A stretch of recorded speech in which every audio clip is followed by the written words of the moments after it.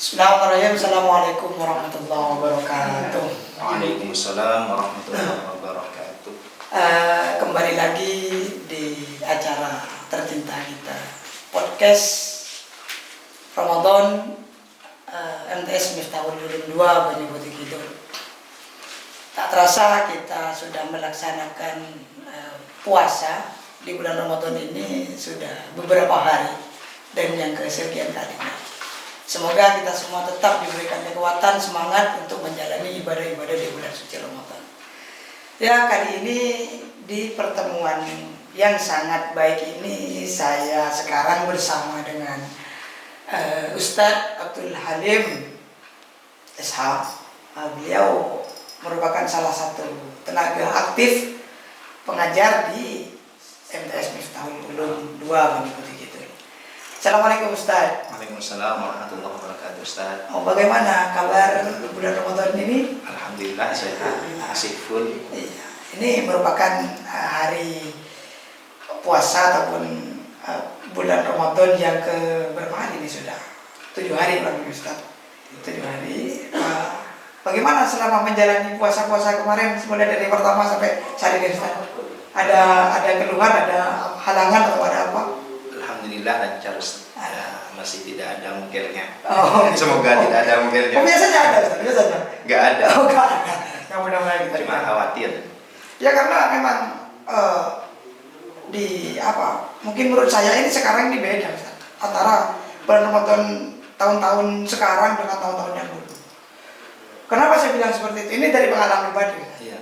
Kalau di pengalaman saya di tahun-tahun yang dulu, tahun-tahun yang dulu waktu saya masih kecil, masih saya remaja, itu melakukan sesuatu kegiatan ataupun membatalkan puasa atau bisa kita kenal dengan mokel tadi, itu hal-hal yang sangat tabu, sangat memalukan ya. Dan sangat sesuatu pokok itu sangat memalukan.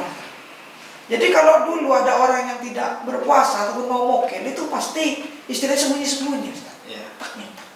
Sedangkan sekarang Ustaz itu orang melakukan tindakan membatalkan puasa itu dengan cara buka-bukaan, ya. Iya. Dipertontonkan untuk umum dan seolah-olah mereka itu membanggakan. Seolah-olah bangga kalau saya tidak berpuasa seperti itu. Justru itu memang kalau kita melihat dalam Islam itu ada perkataan al-haya'u minal iman seperti itu. Jadi malu itu sebagian dari iman. Kalau sudah sedikit malunya, sedikit imannya seperti itu. Sebagian imannya sudah hilang seperti itu. Makanya memang ironis sekarang melihat masyarakat atau lingkungan yang bahkan mungkin dari dunia global ini banyak yang sampai joget-joget di kamera, tidak malu seperti itu. Itu kan sudah banyak sekali. Itu ada sifat malunya sehingga mereka terlalu a priori terhadap dirinya sendiri. Pokoknya saya tidak mengganggu orang lain, pokoknya saya happy dan lain sebagainya. Justru itu hal-hal yang kurang dari etika.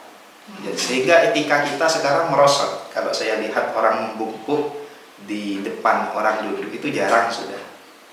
Padahal itu etika. Etika, ya. Bahkan salah satu dari dosa itu yang kalau fenomena tersebut ya, mengomentari fenomena tersebut, kata sampeyan itu ada yang membangga-banggakan dosanya. Kalau kita lihat di sebuah hadis itu, Allah itu paling sulit menerima tobatnya orang yang al-mujahir, orang yang terang-terangan, yang bangga dengan dosanya. Mempertontonkan, ya. Kalau ada orang melakukan dosa karena terpaksa, kadang kan kita terpaksa. Ya. Semisal sampeyan lihat cewek cantik, itu kan tidak kuat nafsunya. Terpaksa, tidak sengaja. Ya. Awalnya tidak sengaja, lalu terpaksa. Ingin lihat lagi dan lagi, itu cepat diampuni. Kenapa? Karena itu dorongan nafsunya di diri kita yang kalah. Beda dengan ketika kita bangga akan maksiat itu. Bangga mukel, tidak puasa, saya tidak puasa, saya bangga, saya berarti berani. Itu semakin jauh dari Allah Subhanahu wa Ta'ala.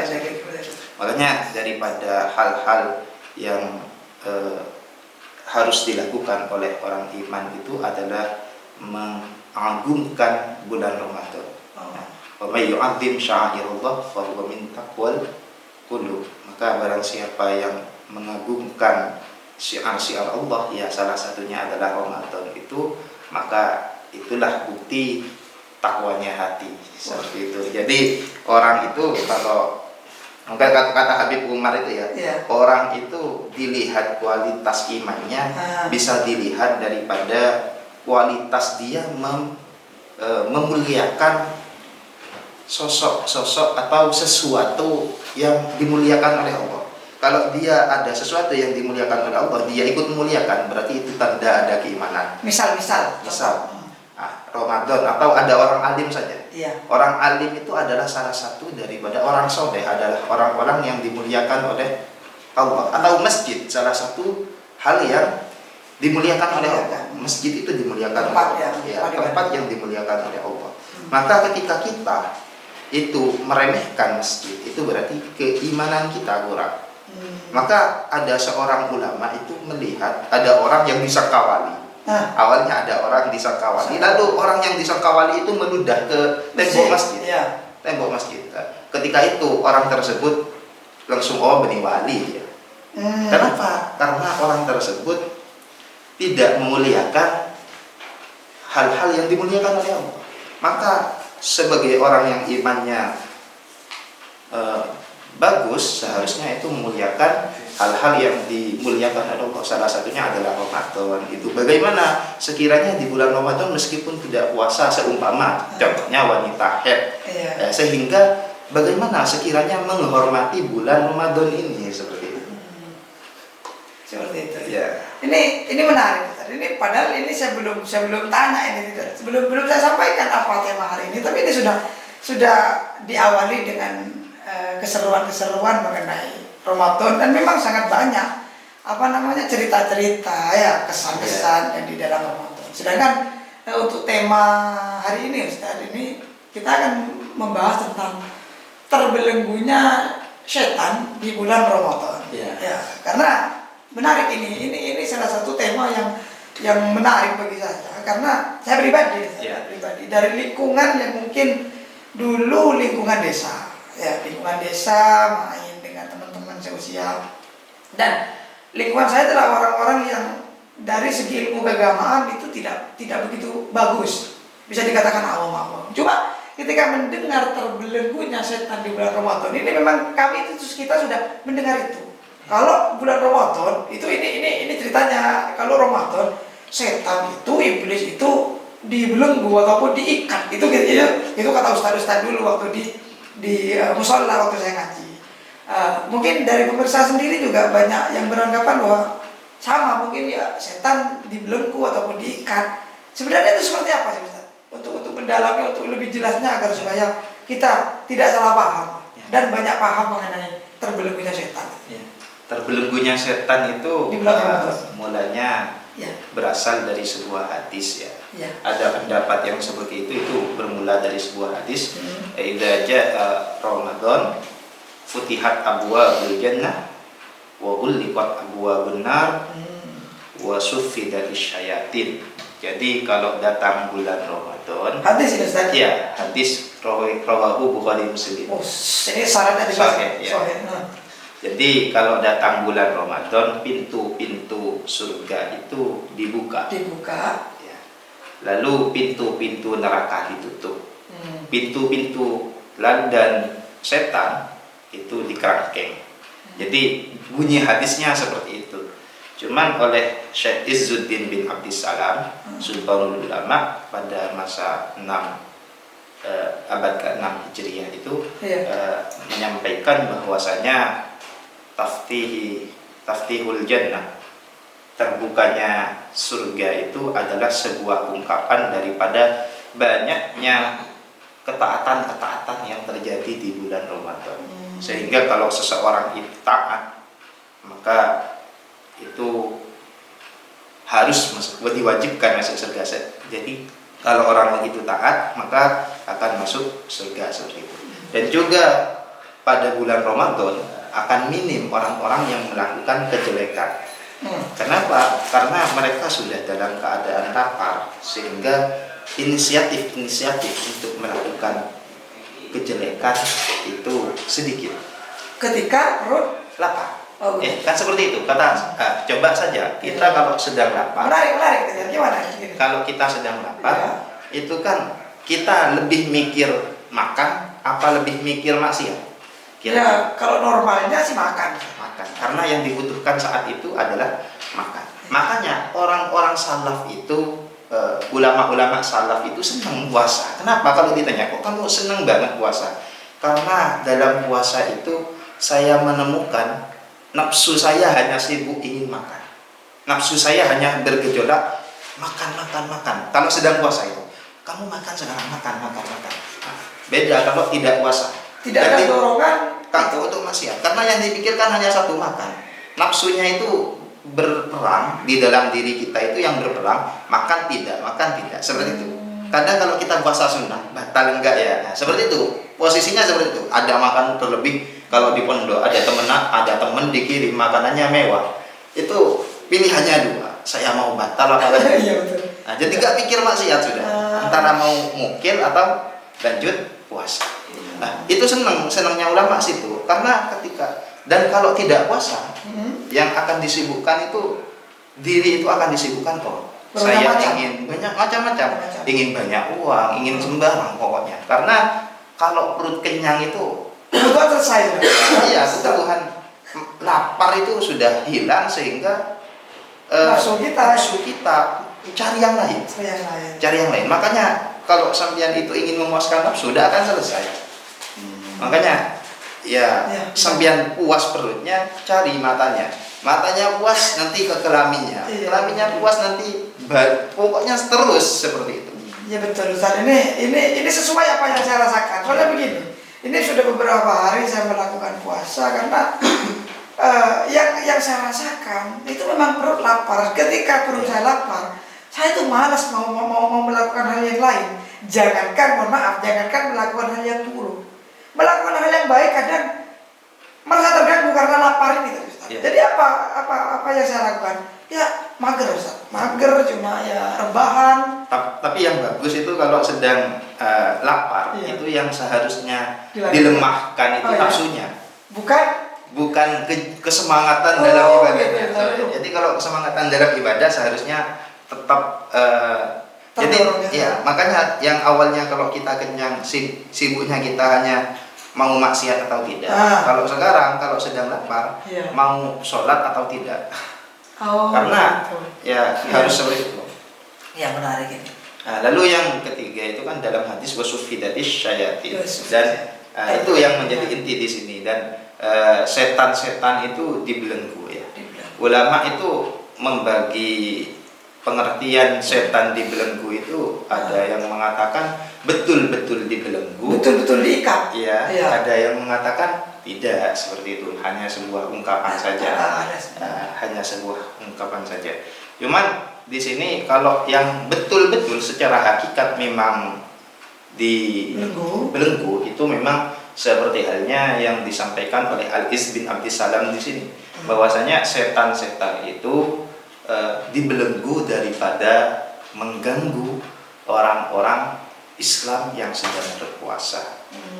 Lalu yang menjadi pertanyaan kan, kenapa kok orang yang sedang puasa katanya setan dibelenggu, tapi kok kadang-kadang ya masih gibah dan lain sebagainya.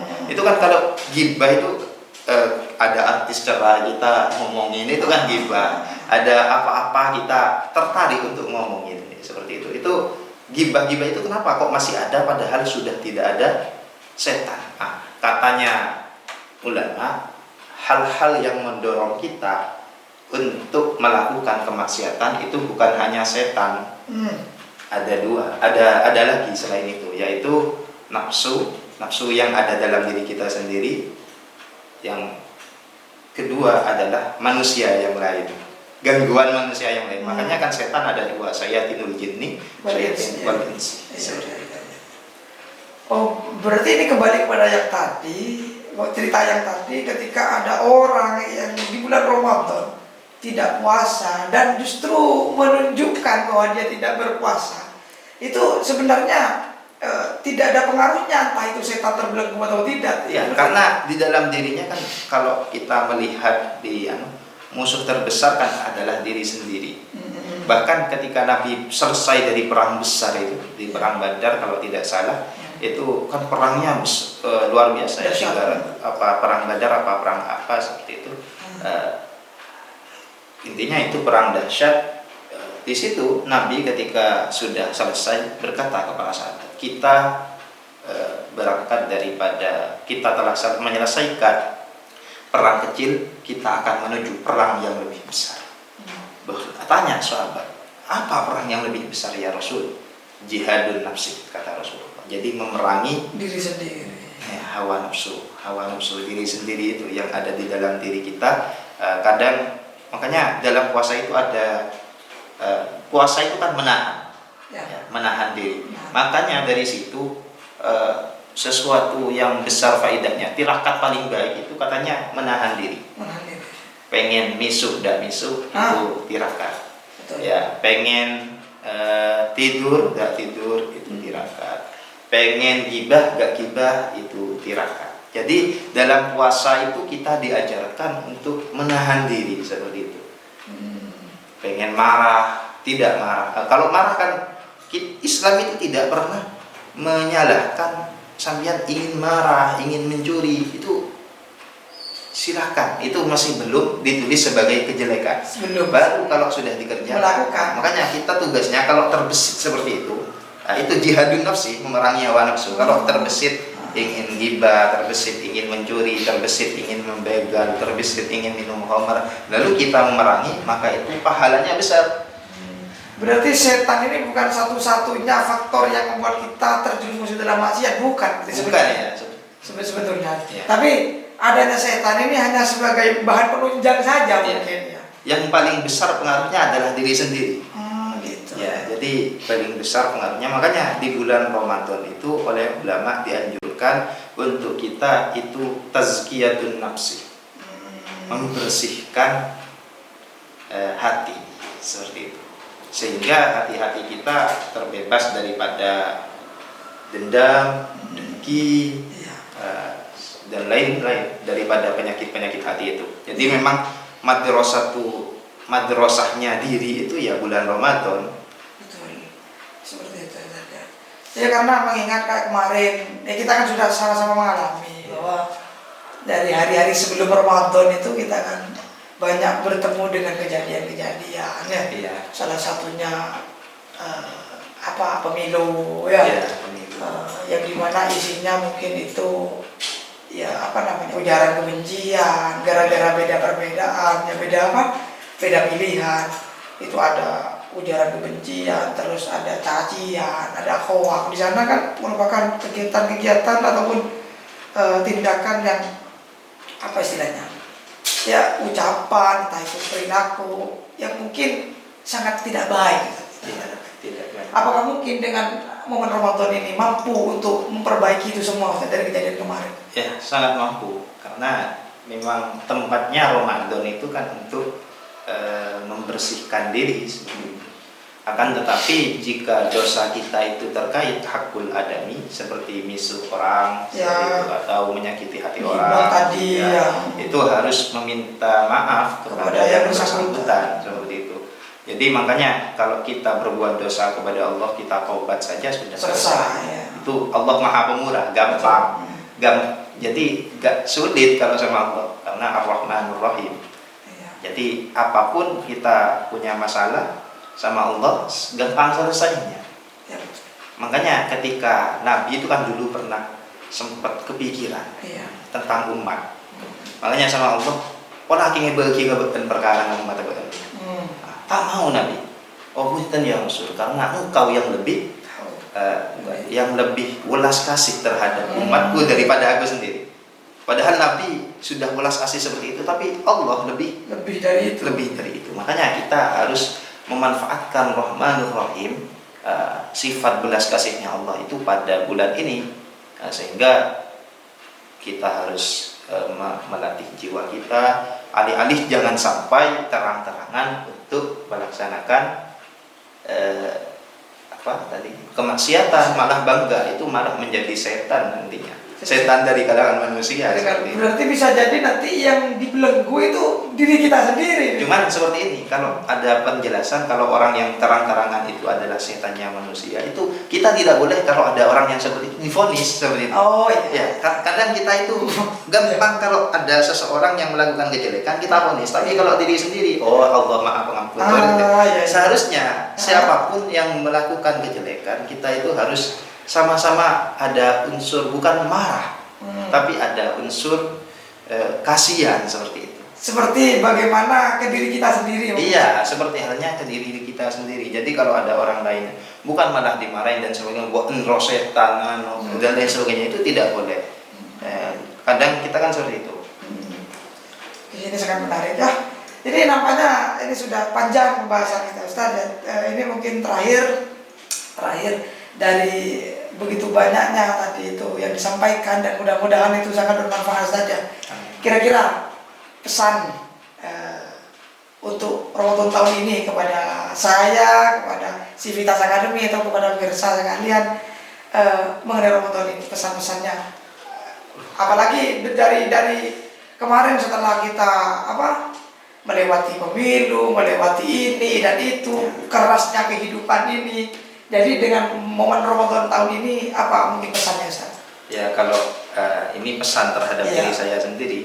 Di momen Ramadan yang mana setan sudah tidak memiliki andil untuk mengganggu kita, sudah dibelenggu. Oleh karena itu kita tidak boleh, jangan sampai menjadikan diri kita sendiri sebagai setannya.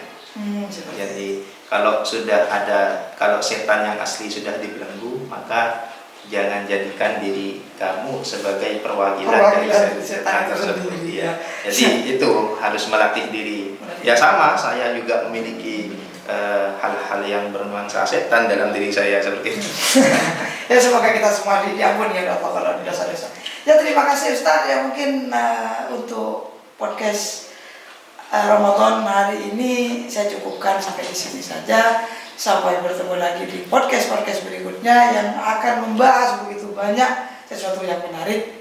Tapi satu yang perlu saya sampaikan juga, ketika berbuka puasa jangan lupa minum Avia seperti itu.